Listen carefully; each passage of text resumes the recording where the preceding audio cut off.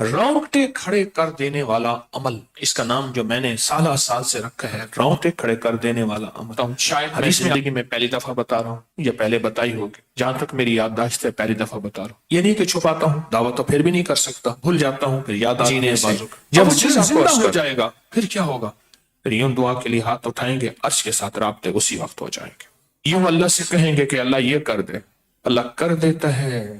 پھر لنگر چلتے ہیں، پھر نظام چلتے ہیں، پھر راز و نیاز چلتے ہیں، پھر اللہ پاک قبروں کے نقشے ہٹا کے پھر قبروں کے اندر کی دنیا کھولتے ہیں، پھر کشف القبور بھی ہوتا ہے، کشف الصدور بھی ہوتا ہے، سینے کے راز کھل جاتے ہیں، اگر چاہتے ہیں کہ کوئی ایسا عمل ہو جو رونگٹے کھڑے کر دینے والا عمل ہو، رونگٹے کھڑے کر دینے والا عمل ہو، ایک بار سورت اخلاص قل هو اللہ پڑھیں، صرف ایک بار سورت اخلاص پڑھیں، اور جب پہنچے نا اللہ الصمد قل هو اللہ احد اللہ الصمد۔ میں یہاں بھونڈ پورا میں کچھ دن رہا، ایک صاحب میرے پاس آئے، اس سے کہنے لگے کہ میرے اوپر کسی نے ایک ایسا کالا جن، ایسا خطرناک جن مسلط کیا ہے جو میں آنکھوں سے دیکھتا ہوں اور میری بیوی آنکھوں دیکھتی ہے، بچوں کو نظر نہیں آتا، کوئی گھر میں آئے اس کو نظر نہیں آتا، میں آنکھوں میں دیکھتا ہوں۔ کہنے لگا ایسے دیوار کے اندر چلا جاتا ہے، پھر دیوار سے باہر نکل آتا ہے، چھت کے اندر جاتا ہے اور چھت پھٹتی محسوس ہوتی ہے، ہم ڈر کے بعض اوقات ہٹ جاتے ہیں کہ چھت پھٹی ہے گر نہ جائے، پھر وہ مل جاتی ہے، پھر ایسے چلا جاتا ہے، وہ کالا جن ایسے چلا جاتا ہے، ایسے آ جاتا ہے۔ کہا کہ اسے کسی نے ہمارے اوپر مسلط کیا، ان کے کچھ مسائل تھے کوئی آپس میں، اور کہا کہ وہ جن ایسا ہے ہمیں عبادت نہیں کرنے دیتا، تسبیح نہیں کرنے دیتا، وظیفے نہیں کرنے دیتا، اعمال نہیں کرنے دیتا، ہمارا منہ بند کرتا ہے۔ مجھے آج بھی اس بندے کے الفاظ یاد ہیں، دو اس کے ساتھ بوڑھی خواتین تھیں، ایک بہن تھی ایک بیوی تھی، بیچارہ حالات کا ستایا مرا ہوا، کوئی 60 65 کے 70 کے قریب اس کی عمر تھی۔ کہنے لگا کہ جب میں قل هو اللہ پڑھتا ہوں تو اس کی گرفت ڈھیلی پڑ جاتی ہے، اور جب میں پڑھتا ہوں نا اللہ الصمد، تو کہا کہ اللہ الصمد پڑھتے ہی وہ ایک دم دور ہو جاتا ہے، ایسے جیسے کسی چیز کو کوئی دھکا دے اور وہ چیز دھکے سے ایک دم دور ہو جائے، وہ دھکے سے ایک دم کوئی دور ہو جائے۔ کہا کہ ایسے ہی ہوتا ہے اللہ الصمد، بس یہی وظیفہ جو ہے کہا کہ مجھے مفید ہوا ہے، موافق ہوا ہے، اور کہا کہ بس اب میں صرف یہی وظیفہ پڑھتا ہوں۔ اس سے کہنے لگا آپ مجھے کوئی وظیفہ بھی دیں گے نہیں پڑھنے دیں گے، یہی اگر اجازت دے دیں۔ میں نے کہا اس سے بڑھ کے اسم اعظم کون سا ہے، آپ کو یہی وظیفہ دے دیتا ہوں، آپ اسی وظیفے کو پڑھیں۔ پھر میں نے اس کو ایک ترکیب بتائی، آپ کو ہی بتاتا ہوں، شاید میں زندگی میں پہلی دفعہ بتا رہا ہوں یا پہلے بتائی ہوگی، جہاں تک میری یادداشت ہے پہلی دفعہ بتا رہا ہوں۔ یہ نہیں کہ چھپاتا ہوں، دعویٰ تو پھر بھی نہیں کر سکتا، بھول جاتا ہوں، پھر یاد آتی ہے بازوں کا۔ اب وہ چیز آپ کو عرض کر رہا ہوں، میں نے اسے کہا صرف ایک دفعہ سورۃ اخلاص پڑھ، اول آخر 3 دفعہ درود شریف۔ رونگٹے کھڑے کر دینے والا عمل، اس کا نام جو میں نے سالہ سال سے رکھا ہے، رونگٹے کھڑے کر دینے والا عمل۔ حدیث میں آتا ہے، مفہوم ہے کہ جب بندے کی اضطراری کیفیت ہوتی ہے، بے چین بے قرار پریشان ہوتا ہے، مضطر، اس وقت عرش الہی ایک دم میں حرکت میں آتا ہے، رحمت متوجہ ہوتی ہے اور اللہ کا عرش ہل جاتا ہے۔ رونگٹے کھڑے کر دینے والا عمل، ایسا عمل جس میں انسان جو ہے بس ایک پل میں ایسے بے چین بے قرار ہو۔ ترکیب یہ ہے کہ والا کر درود پاک 3 بار، ایک دفعہ سورۃ اخلاص پڑھیں، اور پڑھ کے جب اللہ الصمد پہ پہنچے نا تو اس کو ہلکا ہلکا دل میں دہرائیں، اللہ الصمد اللہ الصمد، دہرائیں جو سے دہراتے جائیں۔ پہلے الفاظ آتے ہیں، غور سے سنیے گا، پہلے الفاظ آتے ہیں پھر کیفیات آتی۔ کسی نے پوچھا حضرت میرا دل ذکر نہیں کرتا، بس زبان سے کرتا ہوں۔ کہا مبارک ہو، اللہ نے جسم کے ایک حصے زبان کو قبول کر لیا ہے، اس کو نہ چھوڑنا، ایک وقت آئے گا دل بھی قبول ہو جائے گا۔ میں نے اس سے کہا کہ ایک ایسا کام کر، تنہائی میں بیٹھ، اور تنہائی میں بیٹھ کے نا بس صرف تو ہو، اللہ ہو، بندہ ہو، اور تنہائی میں بیٹھ کر آپ نے ذکر کرنا اور اللہ الصمد کی ضربیں لگانی ہے دل پہ۔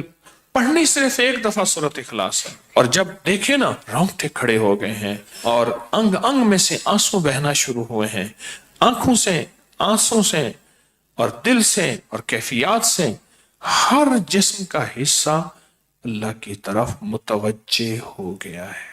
ہر دل کا حصہ، ہر جسم کا حصہ، ہر رگ رگ رگ رگ رگ رگ اللہ کی طرف متوجہ ہو گئی ہے. تو پھر اللہ کے ساتھ تعلق بنا اور اپنی مراد، اپنی آس، اپنی امید اللہ کے سامنے پیش کر اور اللہ الصمد کو دوہرا دوہرا دوہرا دوہرا.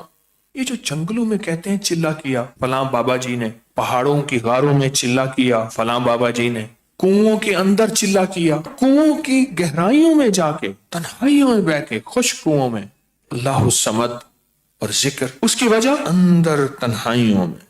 اگر ہم کبھی بھی کسی جنگل ویرانے میں، کبھی گھر کی تنہائیوں میں، کبھی کہیں بھی ایک دفعہ سورت قل ہو اللہ پڑھیں، ایک دفعہ سورت اخلاص پڑھیں، لیکن اللہ الصمد کو بہت زیادہ دوہرا.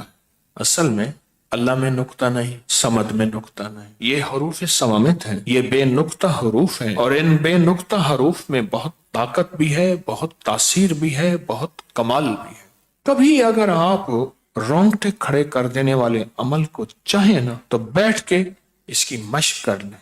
دوسری یا تیسری مشق کے اندر آپ کو توجہات مل جائیں گی، ایک پل میں وجدان مل جائے گا. آپ حیران ہوں گے یہ کیا ہوا، اتنا جلد مجھے توجہ مل گئی. ساری عمر میں بڑی بڑی دعائیں مانگتا رہا، کبھی توجہ نہ ملی، پل کے اندر اتنی مجھے توجہ مل گئی. آپ حیران ہو جائیں گے. اللہ الصمد. جب اس کو انسان وجدان سے وجدان سے وجدان سے پورے درد سے اور پورے غم سے اور پورے درد سے بندہ اس کو دہراتا ہے، اس کے اندر جتنے بھی حروف ہیں وہ سارے وہ حروف ہیں جو اللہ کے خاص تعلق کے اور خاص توجہ کے اور خاص دھیان کے، اور اس کے اندر خاص الخاص طاقت ہے، طاقت ہے. اور ویسے بھی سورت اخلاص اگر آپ دیکھیں تو سورت اخلاص تو جنت میں لے جانے کا نسخہ ہے، اور جنت میں لے جانے کا ایک بہترین راستہ ہے.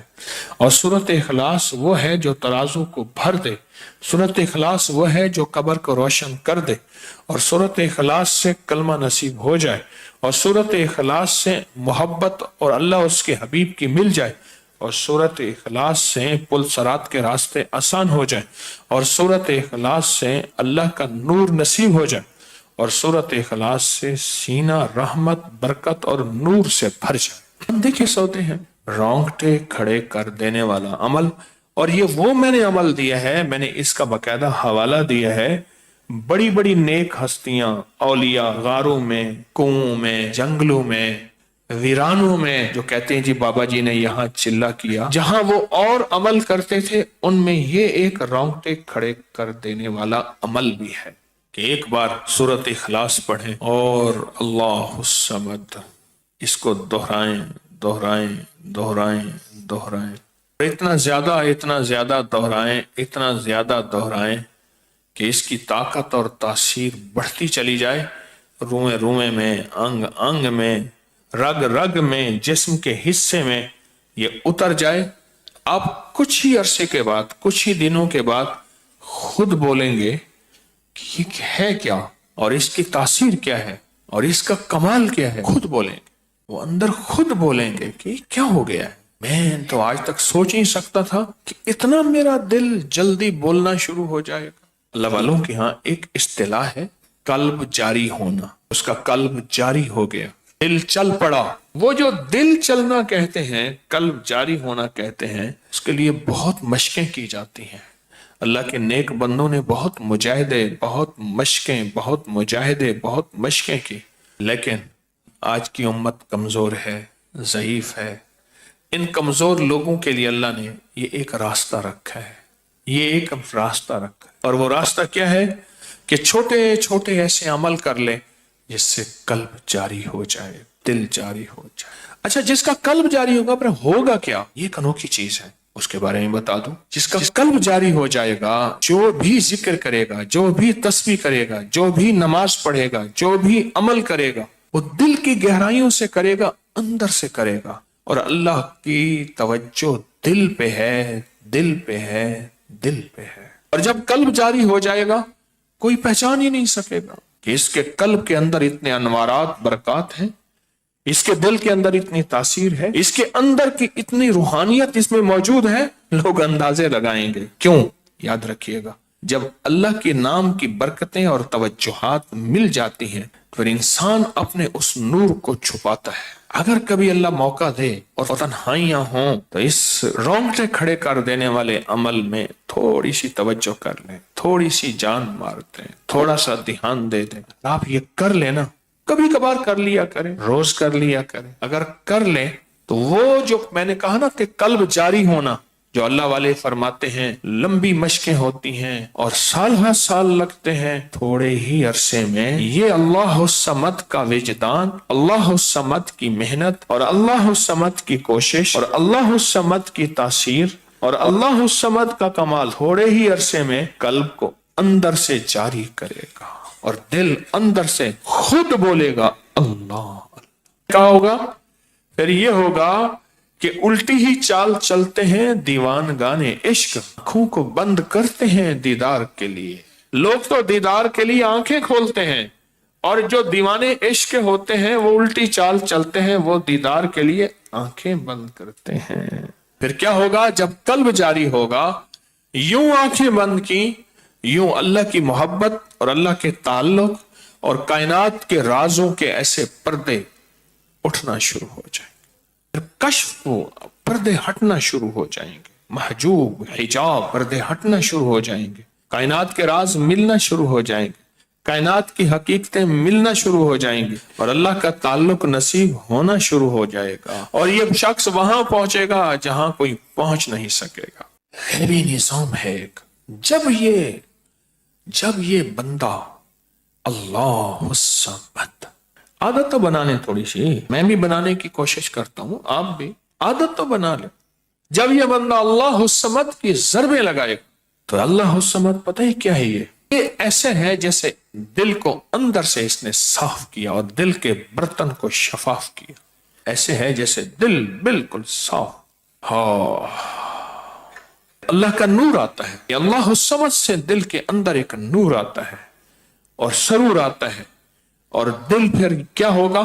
اگر دل زندہ ہو جائے کہ دل زندہ تو نہ مر جانا، کہ زندگی تعبیر ہے تیرے جینے سے، جب دل زندہ ہو جائے گا پھر کیا ہوگا؟ پھر یوں دعا کے لیے ہاتھ اٹھائیں گے، عرش کے ساتھ رابطے اسی وقت ہو جائیں گے، یوں اللہ سے کہیں گے کہ اللہ یہ کر دے، اللہ کر دیتا ہے۔ پھر لنگر چلتے ہیں، پھر نظام چلتے ہیں، پھر راز و نیاز چلتے ہیں، پھر اللہ پاک قبروں کے نقشے ہٹا کے پھر قبروں کے اندر کی دنیا کھولتے ہیں، پھر کشف القبور بھی ہوتا ہے، کشف الصدور بھی ہوتا ہے، سینے کے راز کھل جاتے ہیں، کشف الورا بھی ہوتا ہے، کشف الحدید بھی ہوتا ہے، کشف کائنات سارے عالم کو اللہ پاک پھر اللہ آنکھوں سے فرشتے بھی دکھاتے ہیں۔ کیوں؟ آگے پردے تو اللہ نے دیے ہیں، اللہ اس کے لیے پردے ہٹا دے، پھر آنکھوں سے جنات کو بھی دیکھتا ہے، پردے تو اللہ نے دی ہیں، اللہ چاہے اس کے لیے پردے ہٹا دے۔ جب اندر کا من، دل کے اندر کی رونگٹے کھڑے کرنے والا یہ عمل دن میں کسی وقت کہیں بھی یہ اگر کر لے، پھر اس کے اندر ایک دنیا، اس کے اندر ایک راز و نیاز کی نظام کھلتا ہے، اور اللہ پاک جل شانہ اور اس کی دل کی دنیا کو، من کی دنیا کو، جذبوں کی دنیا کو آباد اور شاد کر دیتے ہیں اور اس کو بامراد کر دیتے ہیں، اور اس کے اندر پھر ایک نئی دنیا آباد ہوتی ہے، ایک نیا جہان آباد ہوتا ہے جو اس کو خبر نہیں۔